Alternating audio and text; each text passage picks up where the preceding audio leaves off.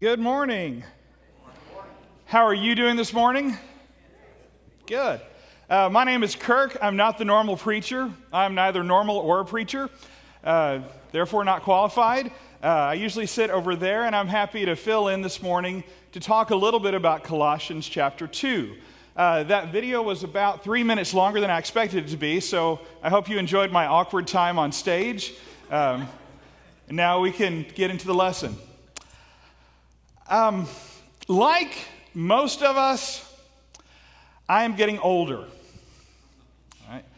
I always like when somebody asked if I'd like to see a picture of them when they're younger, because I don't know what the other option is. Right? If you have one of yourself 5 years in the future, I'd be fascinated. All right? But all I'm doing is marching forward in time. My students let me know this. I teach at Wharton County Junior College, teach mainly 18-year-olds. And when I first started my teaching career, I could still picture myself as their much older brother from their father's first marriage. But it was still possible to think of myself as an older brother, and now I am older than some of their parents. And I've had to let go of that illusion. And one of the ways that I know I'm getting older is I do a thing every semester where I ask my students to make a song playlist for me so I can hear the music that they like to listen to. One way I know I'm older is I do not recognize any of the singers on their playlist. And the other way I know I'm getting older is there is a gap between my musical taste and theirs. I like songs with instruments. And sometimes I'll listen to one of my students' songs, and I'm thinking this is kind of okay, and I'm sort of getting into it. There's a little bit of a beat. And then we get to the chorus, and where I'm used to like background singers and a drum or something, some of their artists have replaced that with what sounds like a battle between the countdown timer beep on a microwave and an army of robotic frogs. And the frogs are losing and letting you know that they're losing. And their plaintive little high-pitched robotic ribbits just kind of shake my bones. My daughter's laughing because we've had this experience in the car when she plays one of her songs for me. Not that the music of my generation was necessarily amazingly great quality. And here's the other thing about getting older. I will be going about my life. I'm in the grocery store. I'm shopping. And a song will enter my brain. I'm assuming this is just a thing that happens in your late 40s. And the song that pops into my brain that I can't get rid of is never a remotely current song. It's a song I listened to on a rainy day in April of 1982 when I'd picked last for the kickball team. And for some reason, that's the song, and I'm there in the frozen food aisle of Kroger, opening up the freezer case, reaching for the Kroger brand, because I know it's made in the same plant as Green Giant, the Kroger brand, steamable, microwavable, California blend with the carrots and the broccoli and the albino broccoli.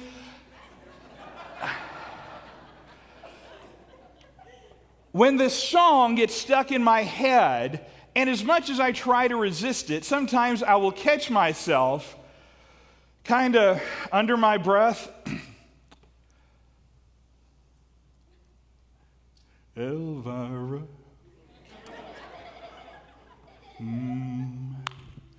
Elvira. Giddy up. And mothers like ushering their little kids away. Careful, dear, he's probably harmless, but we're not going to take any chances. Let's go on to the deli first. Songs have a way of getting stuck in our heads. I've read a lot of books. Oh my goodness, I've read a lot of books but I can recite very few lines from books from memory. Right? I read them, I enjoyed them, I learned from them, but they didn't stick with me. On the other hand, all 5 songs on the B-side of the cassette of the Oak Ridge Boys' greatest hits are apparently with me forever, indelibly, because songs have that kind of power. And so it's not surprising that, as we saw in Colossians 1, Paul gives the Colossians, some think it's a poem, some think it's a song, but this little bit of theology with rhyme and meter to stay with them. The Son is the image of the invisible God, the one who is first over all creation, because all things were created by him, both in the heavens and on earth, the things that are visible, the things that are invisible, whether they are thrones or powers or rulers or authorities, all things were created through him and for him. He existed before all things, and all things are held together in him. He's the head of the body, the church, who is the beginning, the one who is firstborn from among the dead, so that he might occupy the first place in everything, because all the fullness of God was pleased to live in him, and he reconciled all things to himself, whether things on earth or in the heavens. He brought peace through the blood of the cross. And I'm not going to re-preach chapter 1 because Doug has done that for us, but I want to remind us that Paul has given the Colossians this poem, this song, this catchy bit of rhythmical theology, which is some of the most exalted theology about the character of Christ you will find in the entire New Testament. He is above everything. He made everything. All things are reconciled through him, and through the blood of the cross we have peace. And he gives it to them in this rhythmical way that will stick in their head. So I don't guess they had Kroger back then, but when they're at Little Caesars,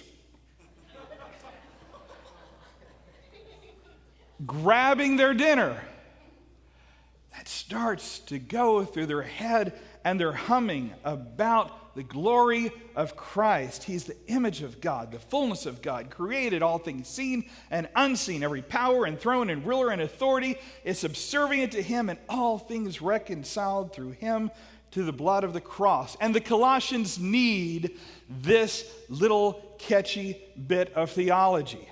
They need it.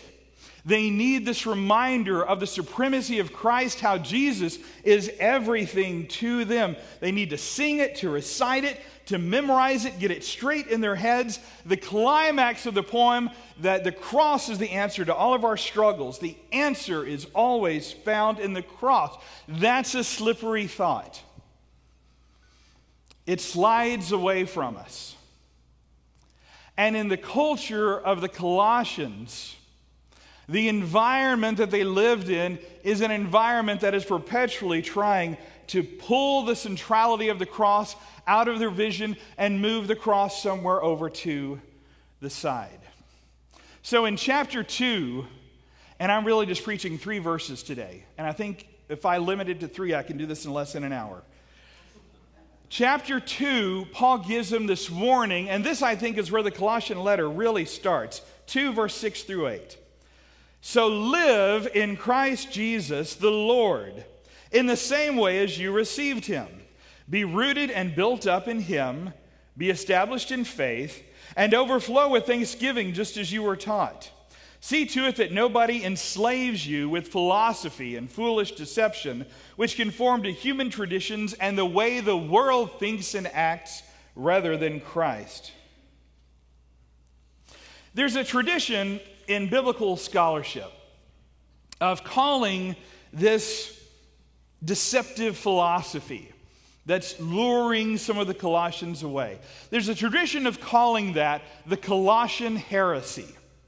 And the reason the Bible scholars call it the Colossian heresy is no 2 Bible scholars can agree on exactly what it is that is luring the Colossians away from keeping the cross as the center of their faith. You ask 39 different Bible scholars, you'll get 42 different ideas about the exact nature of the Colossian heresy. I have done my own digging, and I have come to 2 conclusions. And if you read the rest of chapter 2, you'll see the Colossian heresy has something to do with worship of angels. It has something to do with finding the fullness of wisdom somewhere else. It has something to do with ascetic rituals and not tasting and not touching certain things. And we get these hints, and I think if you look at all the evidence we have, I'm going to say I'm about 96% sure that the Colossian heresy, and I think you would agree with me, is probably a mix of Roman Empire ascetic Judaic practices similar to those found in the Qumran community, combined with something like a dualistic strain of middle period Platonism. Thank you. Right? That's conclusion number one. Conclusion number two, it really doesn't matter.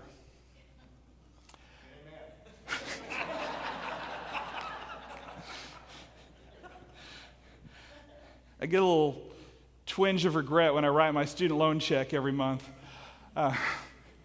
Learned all that. It really doesn't matter because whatever is luring them away from the centrality of the cross is not what's tempting us. All right? We aren't exposed to the same cultural forces that they are. But that doesn't mean that chapter 2 of Colossians does not have a message that rings through all of time and lasts even to our era.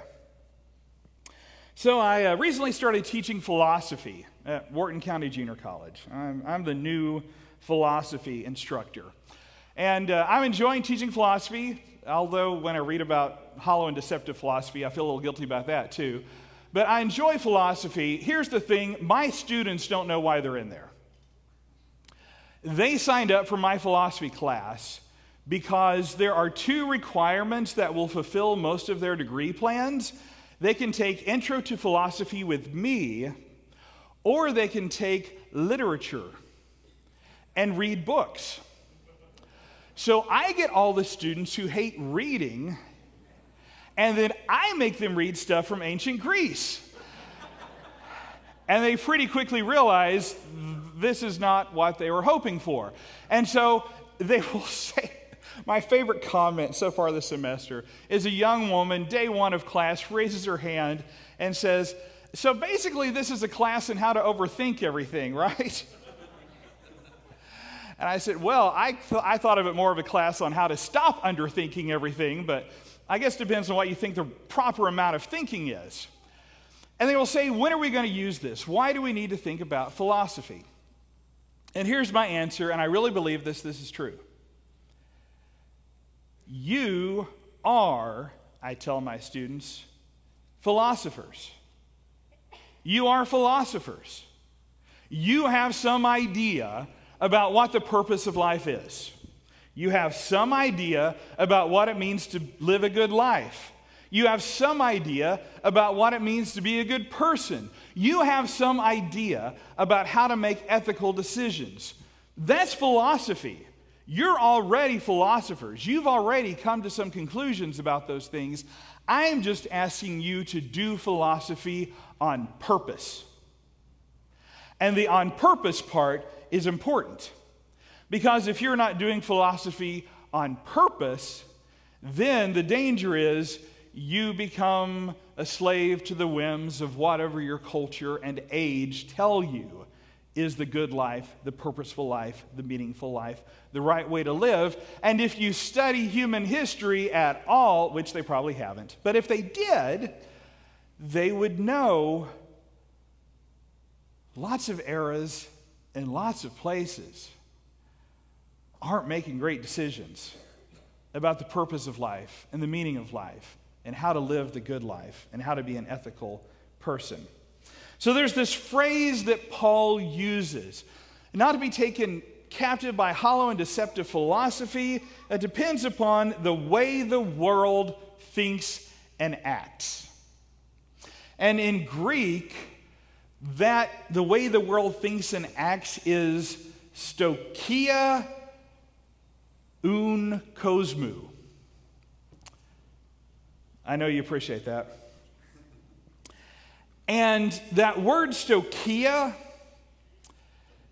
basically means the fundamental elements of something. In Hebrews, the writer of Hebrews talks about the stoicheia of the faith, the milk of the faith, the basic building blocks. If I talked about the stoicheia of writing, I might talk about the alphabet and phrases and basic grammar.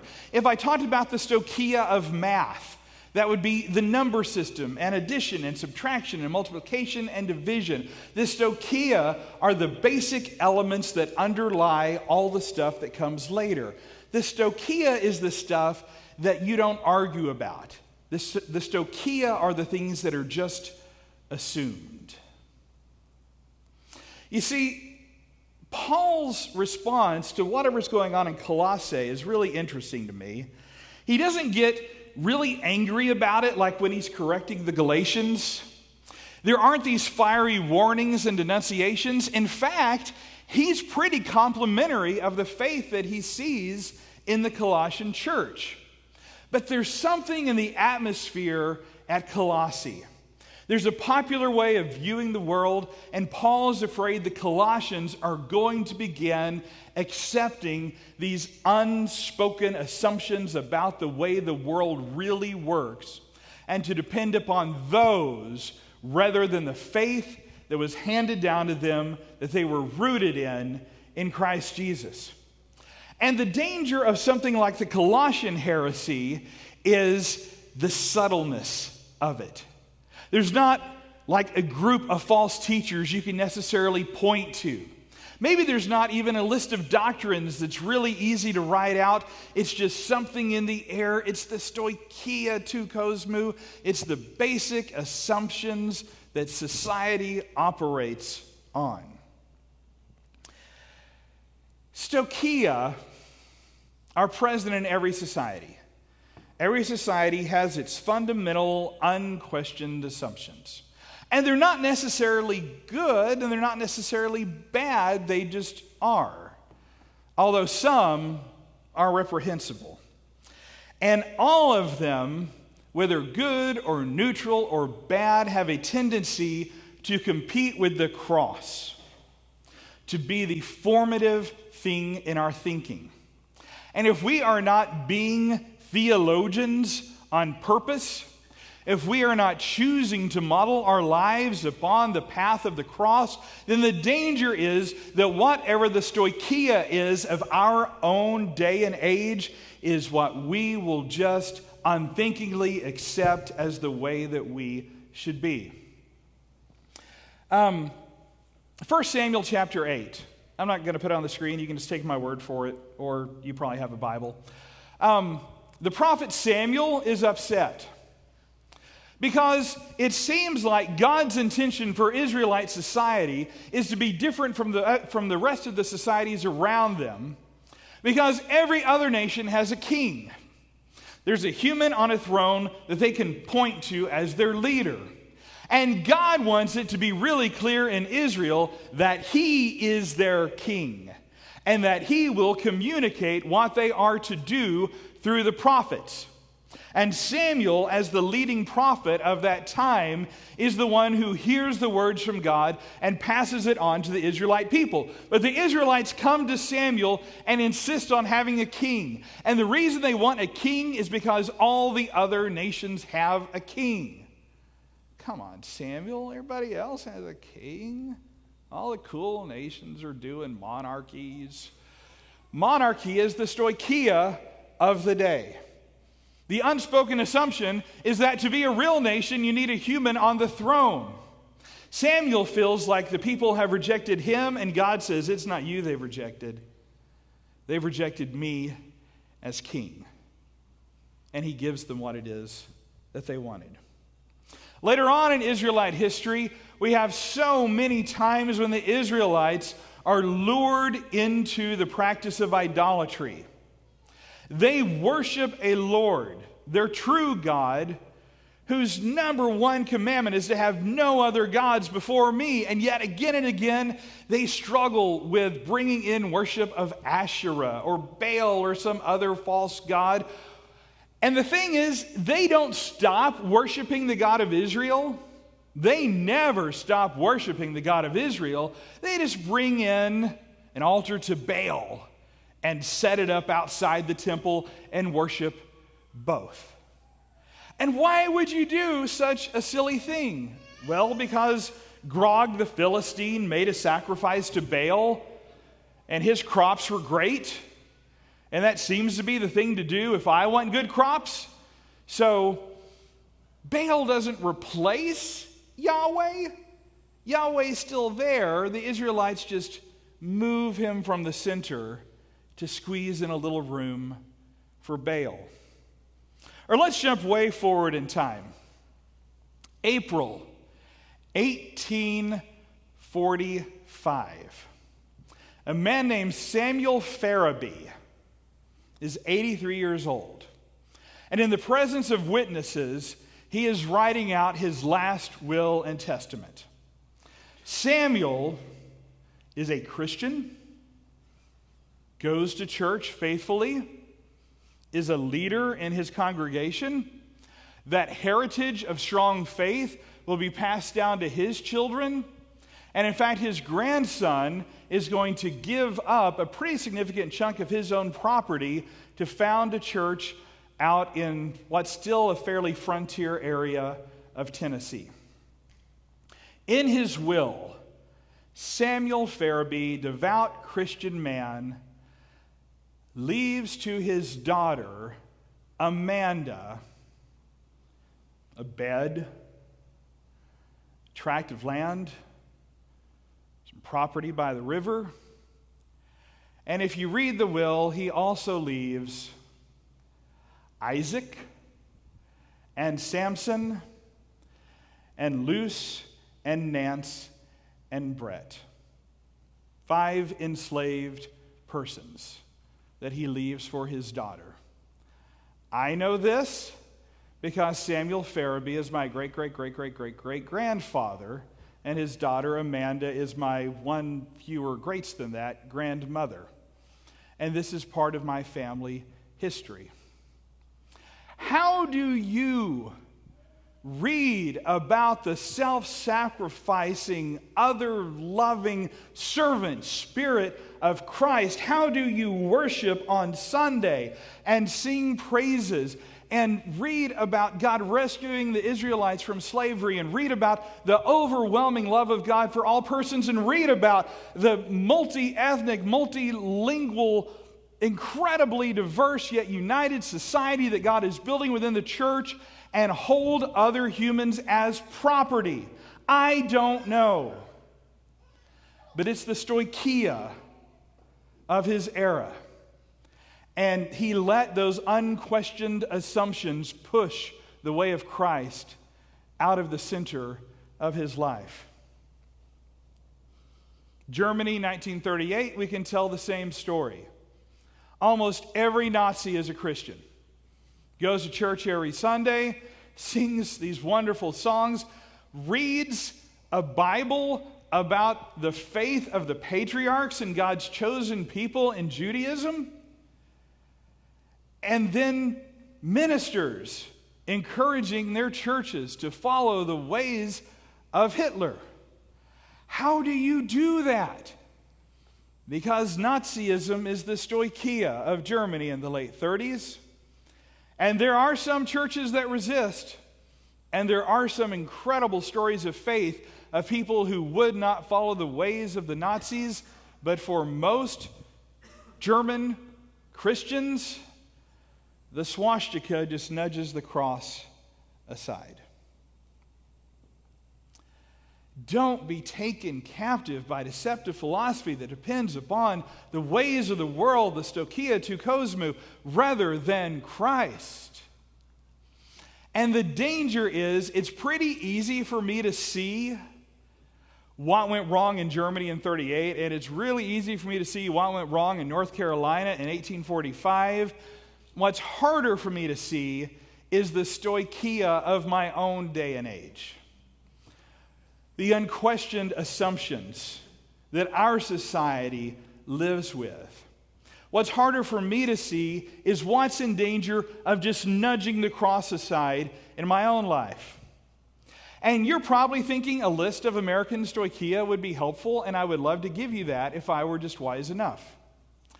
I am wise enough to know I can see some of them, but probably not all of them. I see the ones I am not tempted to. I have a harder time seeing the ones that I just willingly accept. Here's one. I'll give you an example. So you're in the grocery store, because we all love going to Kroger, right? Buy the Kroger brand. It's just the same. It's good. And then you're in the checkout aisle, and there's magazines there. And if you see a magazine where the issue is dedicated to telling the stories of the 40 most successful people under the age of 40. You've seen magazines like this, right? 40 most successful under 40. What do they mean by successful? They probably mean richest. Like you could just delete successful and put richest and it would be the same article. They might mean like most famous or well-known in their careers. They might mean have gained the most influence. How does Jesus define success? He's a homeless man who's executed by the government. It's not about storing up riches. It's not about earthly power and influence. And I think that one's really insidious because without realizing what's going on, we let society program us to associate success with money or fame. And that's not how Jesus would define success. I'm sure of that. That one's easy for me to see because I have so little success. I'm not tempted in that way. I do get tempted to define the good life as being incredibly good looking. That one I'll go. Why is my wife the one who laughs at that? Why? Of all people allowed to laugh about that, Sandy is not one. All right. So we have these messages from our culture. What does our music glorify? What do our TV shows glorify? Who gets counted as a hero and who doesn't? And it's not that those things are necessarily always bad, but the danger is we let these unspoken assumptions of the world, the stoicheia of America, start to shape the way we think, and we stop becoming theologians on purpose and let the world shape us instead of the cross shape us. And we go to church on Sunday, and then Monday through Friday, we live as though the real goal of our life is money and power. Because we've let the stoicheia infiltrate our thinking. I will tell you some things that I think are warning signs. If I cannot tell the difference between the path of the cross and the lifestyle that is exalted within my own culture, if I just look at that and say, yeah, that looks like Jesus to me, I'm probably in danger. Because there has never been a time and a place where the culture 100% is exalting the way of Jesus. It just does not happen. And so if I don't feel some conflict between my faith pulling me away from some of the practices of the world, that's a warning sign that I'm starting to accept the stoicheia as my own way of thinking. If somebody asks you to do something, and there's a little part of your conscience that says, maybe I shouldn't do this. And instead of giving you a reason, they give you a map and a calendar. And what I mean is, you say, I'm not sure I should do that. And they say, it's America in 2019. Get with the program. As though somehow being in a certain place in a certain time makes everything that place and time does is okay. That's stoicheia. It's stoicheia.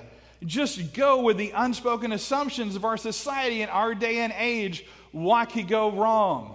Well, lots of things go wrong in the 40s in Germany. Lots of things go wrong in the 1840s in America. Lots of things go wrong in pretty much any era, time, and place I can think of where God's people just float along. Do not be taken captive by hollow and deceptive philosophy, which depends upon the basic principles of this world, the way the world thinks and acts, rather than on Christ. So what is the alternative? The alternative is to ground our lives as fully as we can in the tradition of Jesus. There's not just one tradition in Colossians, the human tradition, which is bad, and then Christ, which is a non-tradition. The way Paul writes it, you've got two traditions that you choose from. You root yourself in the tradition of your time and place, the stoicheia of your society, or you root yourself in the cross. So live in Christ Jesus the Lord in the same way as you received him. Be rooted and built up in him. Be established in faith and overflowing with thanksgiving. That's a terrible sentence in English. My English teachers would have slapped a big red line on that and called it a mixed metaphor in a hurry. But Paul has to use bad grammar to express good theology. Walk in Jesus. That verb for live can be translated walk in Jesus. Walk in Jesus, rooted in him. All right, I'm walking, but I'm rooted, established like a strong building, but overflowing with thanksgiving. So I'm a rooted walking tree building fountain. Even Paul can't picture what that looks like. But the point he's trying to convey is every part of your life has to be rooted in the tradition of Christ. And so Sunday becomes an act of reorientation that moves everything else away and recenters you upon the cross. We counter the hollow and deceptive messages of the world with the cross of Christ and hold on to those blood-stained boards, no matter how strong the winds of popularity, the winds of deceptive philosophy of the worldly stoicheia whip around you to keep the cross central, which is going to mean inevitably being out of step sometimes. It's going to mean saying no when those around you are saying yes. It's going to mean saying yes when those around you are saying no, because you have a life that is rooted, established, overflowing in Jesus Christ, in a tradition of teaching, singing, fellowship, ritual that orients us again and again and again to the central vision of the cross and helps us to scoot away all the lies that we otherwise encounter.